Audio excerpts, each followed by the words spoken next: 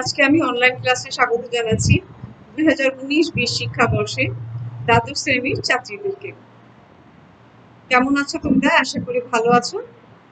আজকে আমরা যে অধ্যায়টা নিয়ে আলোচনা করব সেটা হচ্ছে প্রবৃত্তি এবং সুশাসন দ্বিতীয় পত্রের তৃতীয় অধ্যায়, যার শিরোনাম হচ্ছে রাজনৈতিক ব্যক্তিত্ব, বাংলাদেশের স্বাধীনতা লাভ।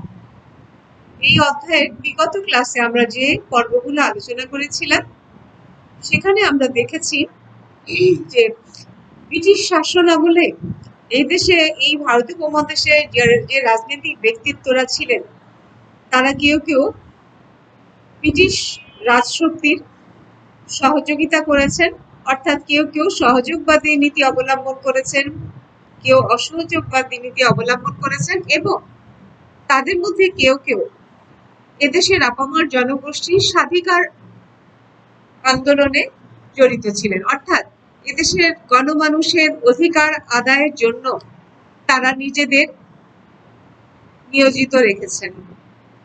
শেরে বাংলা ফজলুল হক, তোমরা হয়তো নামটা শুনে থাকবে। শেরে বাংলা অর্থাৎ তার সাহসিকতার জন্য তাকে এই উপাধি দেওয়া হয়েছিল। তিনি ছিলেন অসীম, একেবারে কি বলবো, তার জ্ঞানের বিপুলতা যেমন ছিল তেমনি ছিল সাহসিকতার। তার এই ব্যক্তিত্বের কারণে তাকে শেরে বাংলা উপাধি দেওয়া হয়। তো শেরে বাংলা ফজলুল হকের জীবনীটা যদি আমরা আলোচনা করি তাহলে আমরা দেখব যে একটা মানুষের আন্দোলনের গতিপথটা নির্ধারিত হয় তার সমসাময়িক অবস্থার প্রেক্ষাপটে। তো বিগত ক্লাসে দেখো আমরা আলোচনা করেছিলাম ফরাজি আন্দোলন নিয়ে, তিতুমিরের আন্দোলন নিয়ে। সেই সময়ের প্রেক্ষাপটটা যদি আমরা দেখি তাহলে আমরা দেখব যে তখনকার সময় এই আন্দোলনগুলো, যেমন ধরো কেউ কেউ আবার কি করেছেন, সন্ন্যাস আন্দোলন করেছেন, ফকির আন্দোলন করেছেন, অর্থাৎ ধর্মীয় প্রেক্ষাপটেই কিন্তু এই আন্দোলনগুলো হয়েছিল। অর্থাৎ যদিও এটা ধর্মীয় আন্দোলন থেকেই শুরু হয়েছিল বা ধর্মীয় প্রেক্ষাপট থেকে আন্দোলনগুলো শুরু হলেও সেগুলো কিন্তু একটা সামাজিক বা রাজনৈতিক আন্দোলনের রূপ নেয়।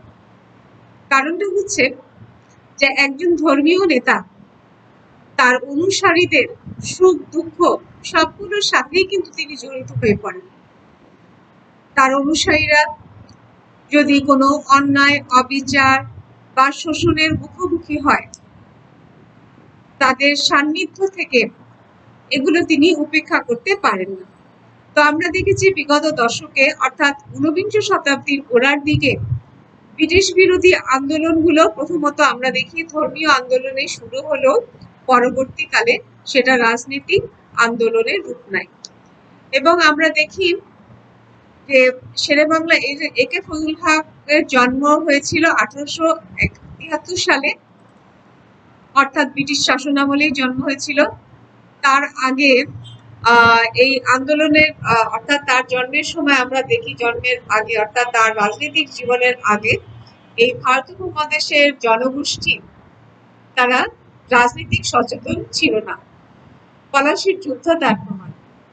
পলাশির যুদ্ধের প্রেক্ষাপট ধরেই যদি আমরা বলতে চাই যে এদেশের গণমানুষ তারা গণতান্ত্রিক আন্দোলন বা সংসদীয় গণতন্ত্র, সাম্যবাদ, এই বিষয়গুলোর সাথে কিন্তু তারা পরিচিত ছিল না।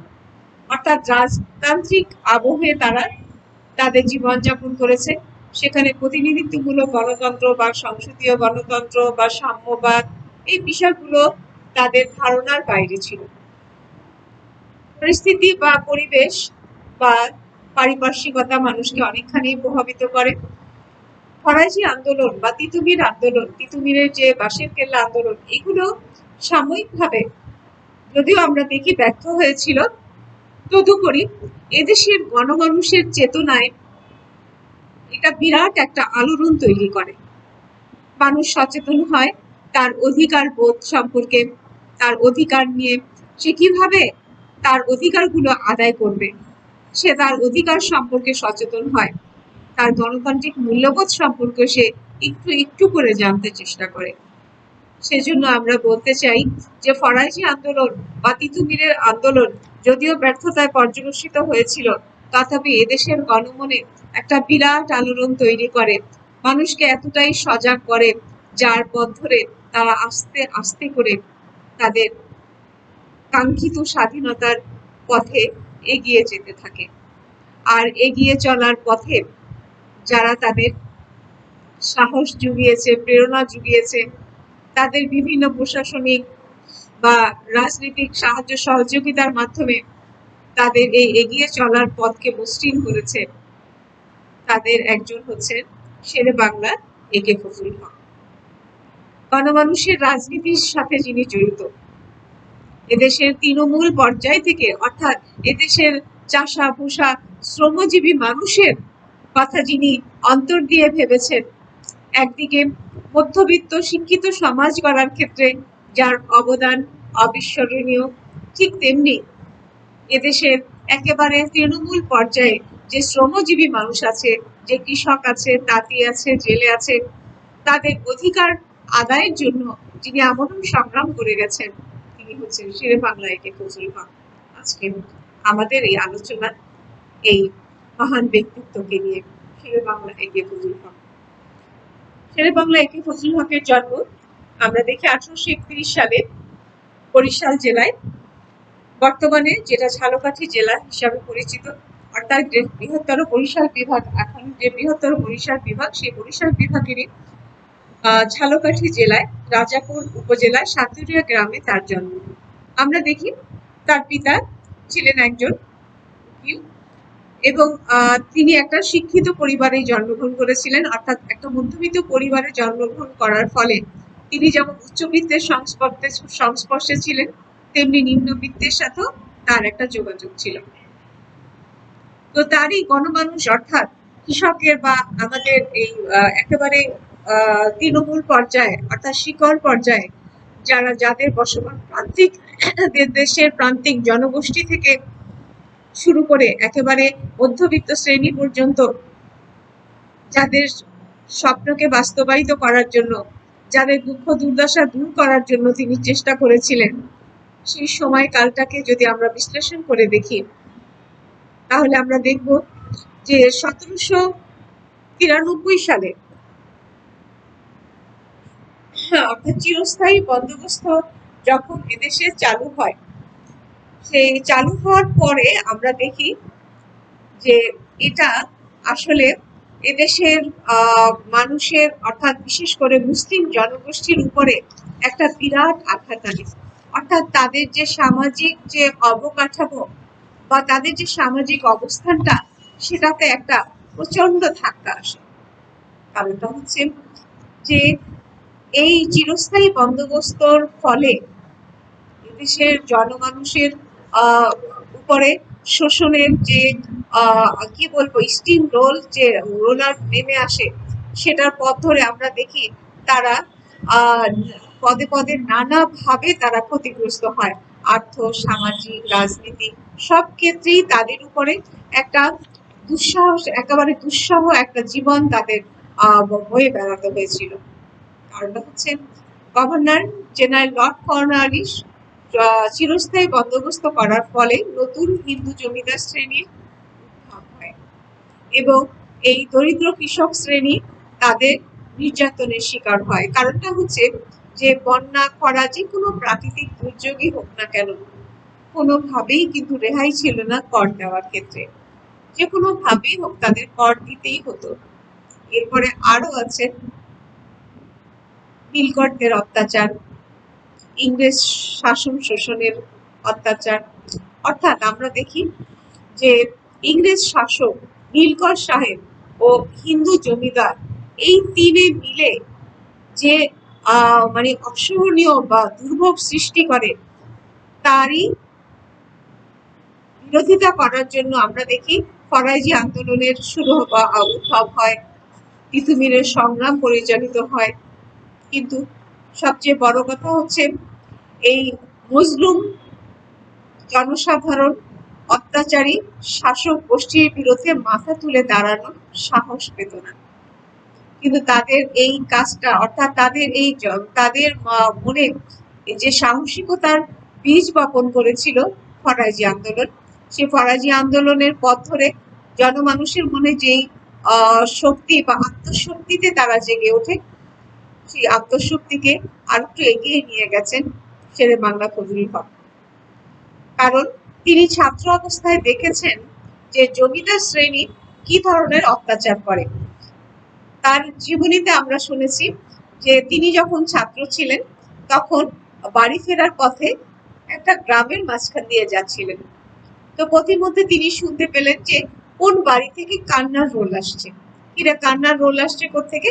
তিনি একটু একটু করে এগিয়ে গেলেন, এগিয়ে গিয়ে দেখলেন যে সেখানে জমিদারের পাইক পেয়াদারা এসে জোর জবরদস্তি করে তাদের শেষ সম্বল একটা কাঁসার প্লেট সেটা নিয়ে যাচ্ছে।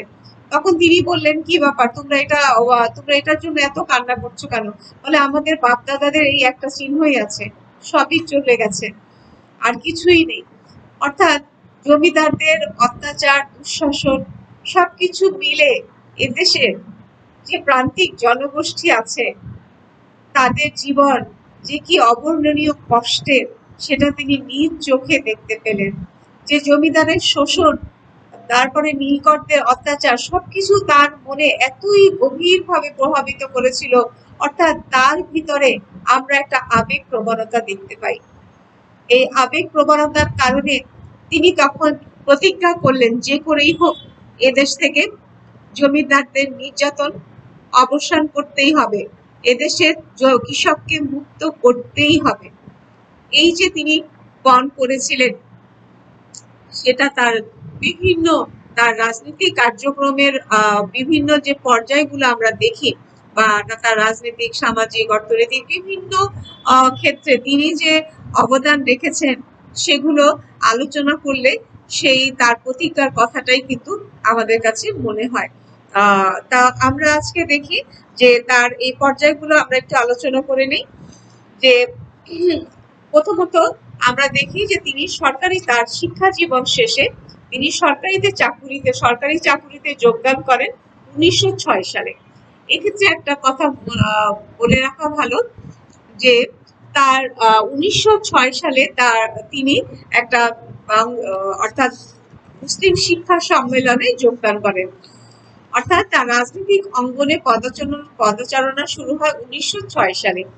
সে বছর ঢাকায় অনুষ্ঠিত মুসলিম শিক্ষা সম্মেলনে তিনি যে সাহসিকতা ও বলিষ্ঠ নেতৃত্ব প্রদর্শন করেন তাতে ইংরেজ সরকার সম্ভবত কিছুটা অস্বস্তি বোধ করে।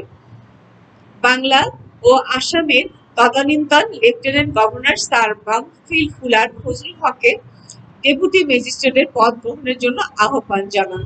অর্থাৎ এই তরুণ নেতাকে তাদের মনে হয়েছিল যে সে যদি সরকারি চাকরিতে যোগদান করে ফেলে তাহলে তাকে রাজনীতি থেকে দূরে সরানো যাবে। তাই উচ্চ সরকারি চাকরিতে থেকে জনসেবার অধিক সুযোগ পাবেন এই ধারণার। আর শেরেবাংলা ফজলুল হকের একটা ধারণা ছিল যে তিনি সরকারি চাকরিতে ঢুকলেই জনমানুষের সাথে তার একটা সম্পৃক্ততা বাড়বে, তিনি তাদের সমস্যাগুলো উপলব্ধি করতে পারবেন এবং ইংরেজ সরকারের কাছ থেকে তাদের সুযোগ সুবিধা আদায় করার জন্য তার পক্ষে সহজ হবে। তো এই মনোভাব থেকেই তিনি কি করলেন, 1906 সালে সরকারি চাকরিতে যোগদান করলেন এবং 1912 সাল পর্যন্ত তিনি সেটা কন্টিনিউ করলেন। এই স্বল্পকালের এই পরিসরে তিনি যে অভিজ্ঞতা সঞ্চয় করেন তা তার সংবেদনশীল মনে একটা গভীর প্রভাব বিস্তার করে। কারণ বাংলার বিভিন্ন অঞ্চলের সাধারণ মানুষের দুর্দশাগ্রস্ত জীবনকে তিনি একেবারে কাছ থেকে দেখার সুযোগ পেয়েছিলেন। তিনি দেখতে পেয়েছিলেন যে সামান্য কয়েকটা টাকার কারণে কৃষকরা তার ভিটে বাড়ি থেকে উচ্ছেদ হচ্ছে।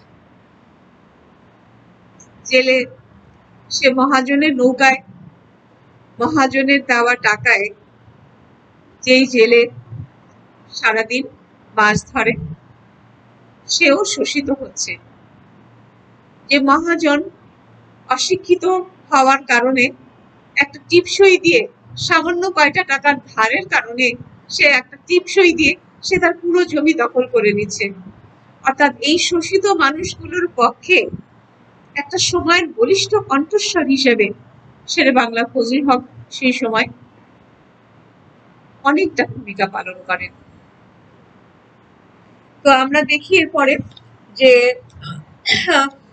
যেই সময়ের কথা আমরা বলছি, যে চিরস্থায়ী বন্দোবস্তের ফলে মুসলমান সমাজে কিন্তু কি হয়েছিল, মুসলমান সমাজ বেশিরভাগই ক্ষতিগ্রস্ত হয়েছিল এই জন্য যে মুসলিমরা যদিও শিক্ষা, সংস্কৃতি, বিজ্ঞান প্রভৃতি চর্চায় তাদের একটা একটা গৌরবোজ্জ্বল ভূমিকা ছিল, কিন্তু ইংরেজরা যখন এদেশে আগমন করে তখন তারা ইংরেজি ভাষার মাধ্যমে এদেশে শিক্ষা ব্যবস্থা প্রচলন করে বিধায় তারা, যেহেতু ফার্সি ভাষায় লেখাপড়ার প্রচলন ছিল, অর্থাৎ মুঘল আমল থেকে এখানে ফার্সি ভাষায় সমস্ত অফিসিয়াল কাজটা সবকিছু পরিচালিত হতো, কিন্তু হঠাৎ করেই ইংরেজি শিক্ষার প্রচলন হওয়ায় মুসলিমদের ভিতরে একটা বিরূপ মনোভাব তৈরি হয়। আর ইংরেজরা যেহেতু মুসলমানদের শাসকদের কাছ থেকেই শাসন ক্ষমতা কেড়ে নিয়েছিল, সেজন্য মুসলমানদেরও একটা তাদের প্রতি একটা বৈরী মনোভাবও ছিল। তো সেই সুযোগটা গ্রহণ করে হিন্দু জনগোষ্ঠী, তো স্বাভাবিক মানুষ সুযোগ পেলে গ্রহণ করবে, এটাই স্বাভাবিক। তো যাই হোক, আমরা দেখতে পাই যে যদিও মুসলিম জনসংখ্যা ছিল সেই সময় 2,20,00,000, কিন্তু তারা নানাভাবে আর্থ-সামাজিক, রাজনীতি প্রতিটা ক্ষেত্রেই তারা ছিল অবহেলিত। তাদের এই অবহেলিত অবস্থাকে থেকে তাদেরকে আরো একটু এগিয়ে নিয়ে যাওয়ার জন্য, তাদেরকে তাদেরকে একটা অগ্রসর জাতিতে পরিণত করার জন্য শেরে বাংলা একে ফজলুল হক যে অবদান রেখেছেন তা আমরা তার শ্রদ্ধার সাথে সেটা স্মরণ করি।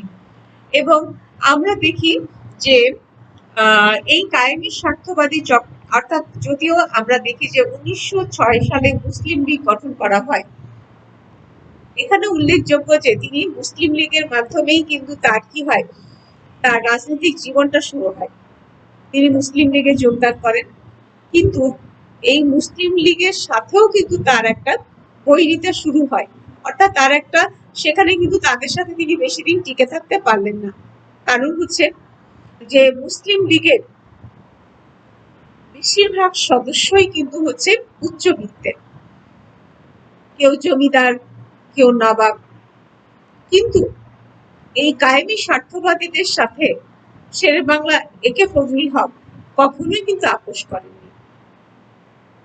কারণ তিনি যে 14 দফা কৃষক, তিনি আমরা দেখি যে তিনি কৃষক প্রজা পার্টি গঠন করেন 1936 সালে, এবং 1936 সালে এটা গঠন করার পরে পরেই তিনি কিন্তু তিনি 14 দফা গণমুখী কর্মসূচি ঘোষণা করেন।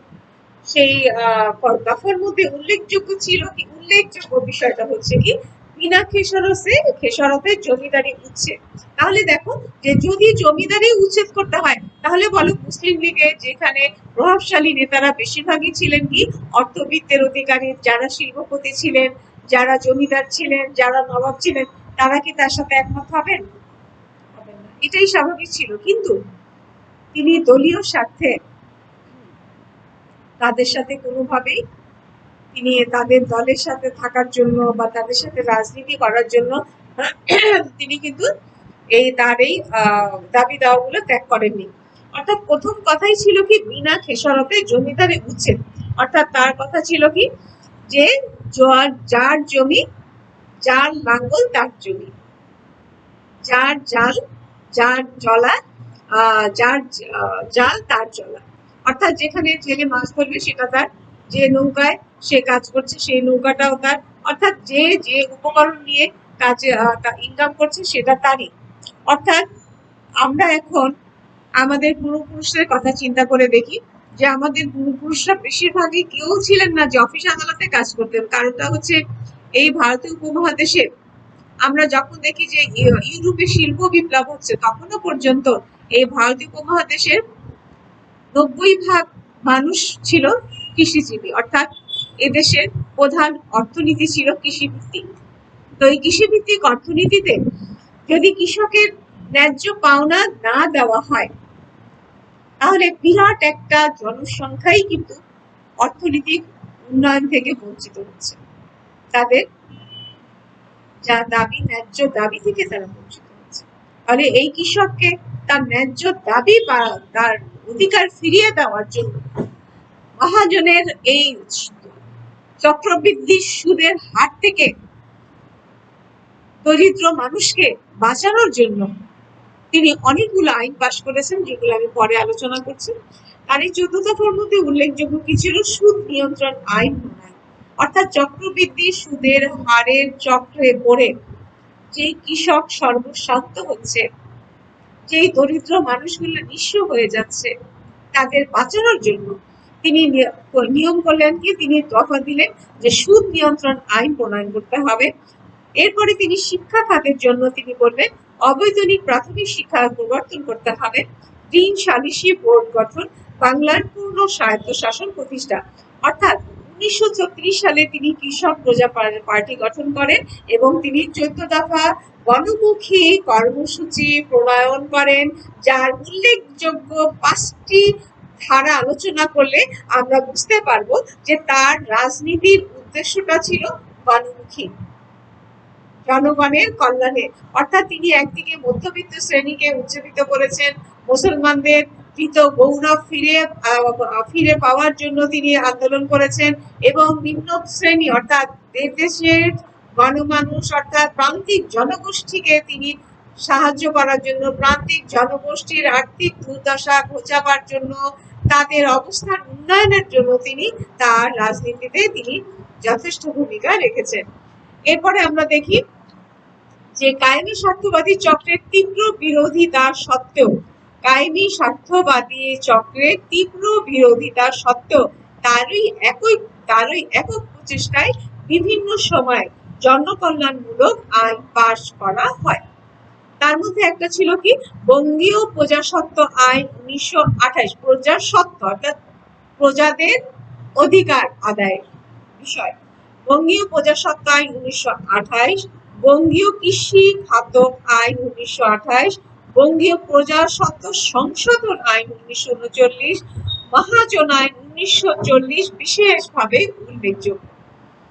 তাহলে আমরা দেখতে পাচ্ছি যে এখানে মহাজনী আইন, এই মহাজনী আইন যাদের, এই মহাজন মানে কিন্তু খুব বড় কোনো মহাজন না, অর্থাৎ যেসব ব্যবসায়ীরা চক্রবৃদ্ধি হারের কারণে জনগণকে নিঃস্ব করেছে, তাদের কুটো কৌশলের দ্বারা, তাদের স্বীয় স্বার্থ উদ্ধারের জন্য তারা যে কুটো কৌশলের আশ্রয় নিত, যে মহাজনেরা, তাদের কারণে অনেক মানুষ কিন্তু নিঃস্ব হয়ে যেত। সুতরাং তাদের এই কুটো কৌশল বা চক্রান্তের কারণে দরিদ্র জনগোষ্ঠী যাতে নিঃস্ব না হয়ে যায়, সেজন্য তিনি কি করলেন? মহাজনী আইন পাশ করলেন 1940 সালে। এই তো গেল যে এদেশের মানুষের যে অর্থনৈতিক দুর্দশা দূর করার জন্য তার যে প্রচেষ্টা, সেগুলো নিয়ে আমরা আলোচনা করলাম। এরপরে আমরা আসি যে তার রাজনৈতিক জীবন নিয়ে। আমরা জানি 1913 সালে তিনি প্রথম কি করেন? বঙ্গীয় আইন পরিষদের সদস্য পদ লাভ করেন। এর আগের অবস্থাটা আমরা দেখি যে 1913 সালে তিনি বঙ্গীয় আইনসভার যে সদস্য পদ লাভ করেন, সেই সময়ের অবস্থাটা কি ছিল? তো আমরা দেখি যে 1905 সালে কি হয়? আমরা এর আগে নবাব স্যার সলিমুল্লাহর যে জীবনী আমরা পড়েছিলাম, সেখানে আমরা দেখেছি যে 1905 সালে বঙ্গভঙ্গ হয়েছে। 1905 সালে যখন বঙ্গভঙ্গ হয়, তখন এই ভারত উপমহাদেশের যে হিন্দু যে রাজনীতিবিদ ছিলেন, তারা বললেন যে না, এটা আসলে ব্রিটিশ সরকারের একটা পলিসি, ডিভাইড অ্যান্ড রুল পলিসির আওতায় এটা করা হয়েছে। এটা আসলে আমাদের ব্রিটিশ বিরোধী আন্দোলনের যে গতিবেগ, এটাকে বাধাগ্রস্ত করার জন্য, অর্থাৎ হিন্দু মুসলিম জনগোষ্ঠীর মধ্যে একটা ফাটল ধরানোর জন্য, বিভেদ সৃষ্টি করার জন্যই তাদেরকে এভাবে ভাগ করা হয়েছে। যদিও সে সময় মুসলিম জনসংখ্যা ছিল 2 কোটি উপরে, এর আগে বলেছি। তো এই পূর্ববঙ্গে অর্থাৎ বঙ্গভঙ্গটা আসলে তৎকালীন সময়ে পূর্ববঙ্গের যে মুসলিম জনগোষ্ঠী আছে, তাদের আর্থসামাজিক রাজনৈতিক উন্নয়নের জন্য অনেকখানি প্রয়োজন ছিল, এটাও একটা সময়ের দাবি ছিল। তথাপি হিন্দু রাজনীতিবিদ যারা ছিলেন, তাদের আসলে বিরোধিতার কারণে এটা হয় নাই। তাদের বিরোধিতা করার পেছনেও তাদের একটা আত্মপক্ষের একটা যুক্তি ছিল। তো সে কথায় আমরা পরে আসি। তো যাই হোক, এখন এই একটা অবস্থা, অর্থাৎ যখন তাদের বিরোধিতার কারণে 1911 সালে কি হলো, যে বঙ্গভঙ্গটা রহিত করা হলে এদেশের মুসলমান জনগোষ্ঠীর ভিতরে একটা বিরূপ প্রতিক্রিয়ার সৃষ্টি হয়।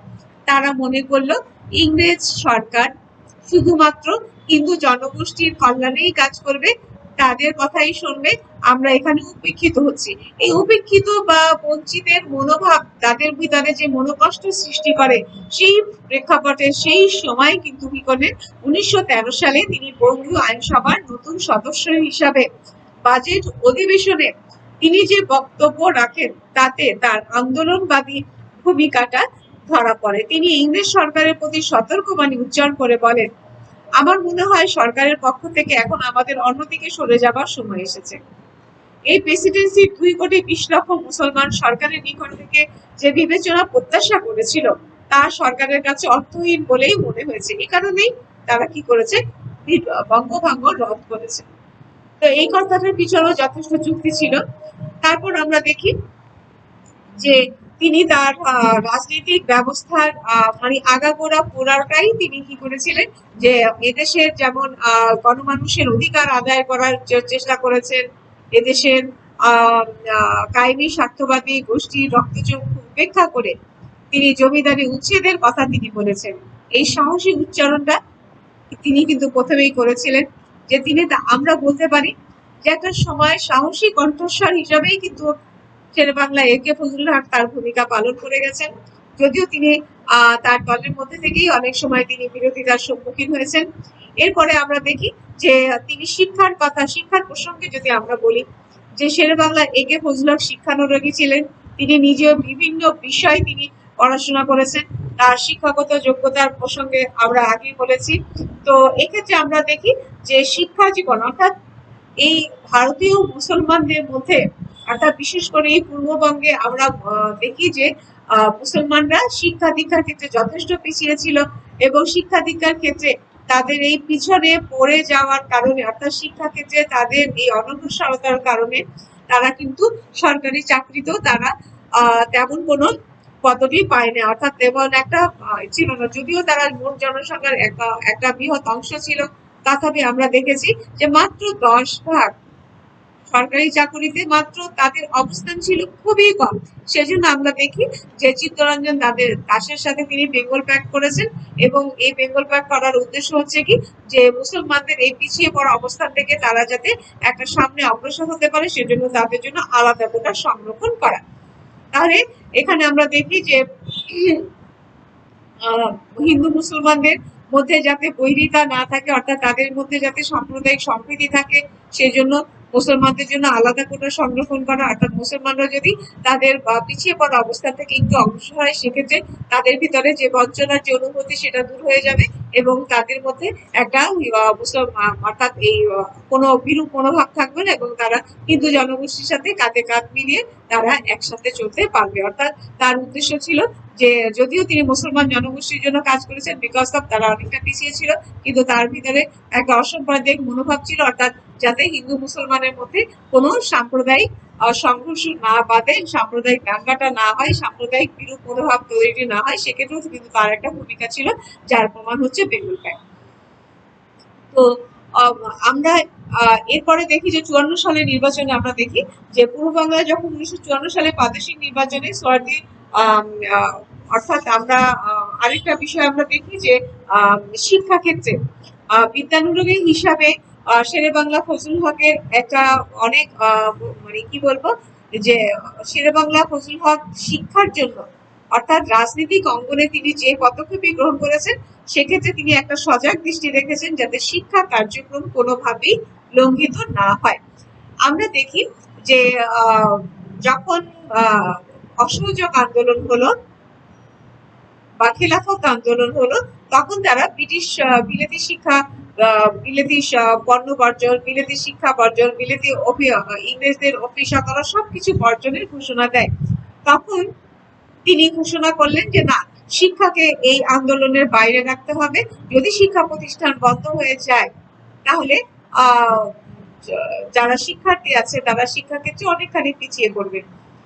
এই জন্য আমরা দেখি যে তিনি শিক্ষা প্রতিষ্ঠানে অর্থাৎ উচ্চশিক্ষার প্রসারের জন্য তিনি অনেকগুলো শিক্ষা প্রতিষ্ঠান করার ক্ষেত্রে তিনি অনেক ভূমিকা রাখেন। সেক্ষেত্রে আমরা দেখি যে কলকাতা সেন্ট্রাল মোহামেডান এডুকেশন অ্যাসোসিয়েশনও ফজলুল হক কর্তৃক গঠিত হয়। কলকাতায় যে লেডি ব্যাকরণ কলেজ 1940 সালে, বরিশালের চাকারে ফজলুল হক কলেজ, ঢাকায় ইডেন মহিলা মহাবিদ্যালয় এবং ঢাকা বিশ্ববিদ্যালয় ফজলুল হক প্রভৃতিও তার উল্লেখযোগ্য অবদান। অর্থাৎ ঢাকা বিশ্ববিদ্যালয় প্রতিষ্ঠার ক্ষেত্রেও তিনি কি করেন, অনেক অবদান রাখেন। উল্লেখযোগ্য আরেকটা বিষয় হচ্ছে, যেটা না বললেই নয়, এটা হচ্ছে লাহোর প্রস্তাব ও ফজলুল হক। লাহোর প্রস্তাব ব্রিটিশ ভারতে হিন্দু মুসলিম সম্প্রীতি রক্ষার জন্য মুসলমানদের সংখ্যাগরিষ্ঠ অঞ্চলকে নিয়ে পৃথক একটা আবাসভূমি গঠনের জন্য, পৃথক অর্থাৎ স্বায়ত্তশাসিত একটা অঞ্চল গঠন করার জন্য তিনি সংখ্যাগরিষ্ঠ অঞ্চলগুলো নিয়ে কয়েকটি রাষ্ট্র গঠনের কয়েকটি অর্থাৎ ভারতের যে সকল অঞ্চলে মুসলমানরা সংখ্যাগরিষ্ঠ, যেমন উত্তর, পশ্চিম ও পূর্বাঞ্চলে এলাকাসমূহকে একত্রে করে একাধিক স্বাধীন রাষ্ট্র পরিণত করা হবে। উক্ত রাষ্ট্রগুলোর অঙ্গরাজ্য সমূহ হবে স্বাধীন ও সার্বভৌম। অর্থাৎ 1947 সালে যে ভারত বর্ষ বিভক্ত হয়ে যাবে, তার আগে তিনি কি পাকিস্তান সৃষ্টির যে সম্ভাবনা তৈরি হয়েছিল, সেখানে তিনি বলেছিলেন যে না, একাধিক রাষ্ট্রসমূহ গঠন করা হবে, অর্থাৎ মুসলিম জনসংখ্যা অর্থাৎ মুসলিমরা যেখানে সংখ্যাগরিষ্ঠ সেই সমস্ত অঞ্চলগুলোকে নিয়ে, অর্থাৎ পাশাপাশি অর্থাৎ ভৌগোলিক অবস্থানের দিক থেকে সন্নিহিত অঞ্চলগুলোকে নিয়ে মানে কয়েকটি স্বাধীন রাষ্ট্র ঘোষণার জন্য তিনি লাহোর প্রস্তাবে উপস্থাপন করেন 1940 সালের 23 মার্চ। যদিও এই লাহোর প্রস্তাবের যে স্টেটস কথাটা বাদ দিয়ে পরবর্তীতে স্টেট অর্থাৎ একটি রাষ্ট্র প্রস্তাব করা হয়। সেখানে আমরা দেখি যে যদিও এটা ফলপ্রসূ হয় নাই, কিন্তু কথা হচ্ছে যে আমরা 1940 সালের লাহোর প্রস্তাবের মধ্যেই নিহিত ছিল আমাদের স্বাধীন বাংলার ভবিষ্যৎ। তো এই ধর্মভিত্তিক রাষ্ট্র, যদিও আমরা পরবর্তীতে দেখি যে 1947 সালে একটা ধর্মভিত্তিক রাষ্ট্র প্রতিষ্ঠিত হয়, কিন্তু সেটা জনমানুষের আকাঙ্ক্ষা পূরণ করতে পারে নাই। তো সেক্ষেত্রে 1971 সালে একটা সশস্ত্র যুদ্ধের মধ্য দিয়ে বাঙালি তার কাঙ্ক্ষিত স্বাধীনতা অর্জন করে। এরপরে আমরা দেখি যে অবিভক্ত অর্থাৎ পাকিস্তান রাষ্ট্রের সময় 1962 সালে অর্থাৎ তার মৃত্যুর আগে, অর্থাৎ 56 সালের সংবিধান যখন ব্যর্থ হয়ে যায়, 1958 সাল পর্যন্ত অর্থাৎ 56 সালে যে সংবিধান রচিত হয়, সেখানেও কিন্তু তিনি একটা ভূমিকা রেখেছিলেন। কিন্তু তথাপি আমরা দেখি যে 1956 সালের যে সংবিধানটা, সেটা বেশি দিন কার্যকর হতে পারে নাই। পরবর্তীতে যখন এই সংবিধানকে ব্যর্থ করে দিয়ে 1958 সালে যখন সামরিক শাসন জারি হয়, তখন তিনি খুবই সাথে বলেছিলেন, আমি এমন গণতন্ত্র চাই না যেখানে যেই দেশে ভোটাধিকার প্রয়োগ করা যায় না, সেই দেশে আমি বাঁচতে চাই না। কারণ গণতন্ত্র, তিনি ছিলেন গণতন্ত্রের প্রশ্নে আকর্ষণ। তো 1962 সালে অনেকটা ক্ষোভ দুঃখ নিয়ে এই জনদরদী রাজনৈতিক নেতা মৃত্যুবরণ করেন। তাকে শেষ পর্যন্ত সামরিক শাসন দেখে যেতে হয়েছে সারা জীবন। যে গণতন্ত্রের কথা বলেছেন, জনমানুষের অধিকার আদায় কথা বলেছেন, কিন্তু দুঃখের বিষয় হচ্ছে তিনি যখন মারা যান, যে তখন ছিল আইয়ুব খানের সামরিক শাসনামল। সেই জন্য তিনি পরম দুঃখের সাথে বলেছিলেন, হে খোদা, যে দেশে আমার ভোট নেই সে দেশে বাস করতে চাই না, দয়া করে আমাকে তুলে নাও। 1962 সালে 27 এপ্রিল এই রাজনৈতিক ব্যক্তিত্ব, যিনি আজীবন জনমানুষের জন্য আপ্রাণ চেষ্টা করেছেন, এদেশের অবহেলিত নির্যাতিত কৃষক কুলের বা আমাদের একেবারে নিপীড়িত জনগোষ্ঠীর বা প্রান্তিক জনগোষ্ঠীর জন্য তিনি আজীবন আন্দোলন করে গেছেন, তার রাজনৈতিক কার্যক্রম পরিচালনা করে গেছেন। তাকে আমরা আজ শ্রদ্ধার সাথে স্মরণ করি। আজ এই পর্যন্ত থাকলো, পরবর্তীতে তোমাদের সাথে আমার আবার দেখা হবে। ধন্যবাদ সবাই।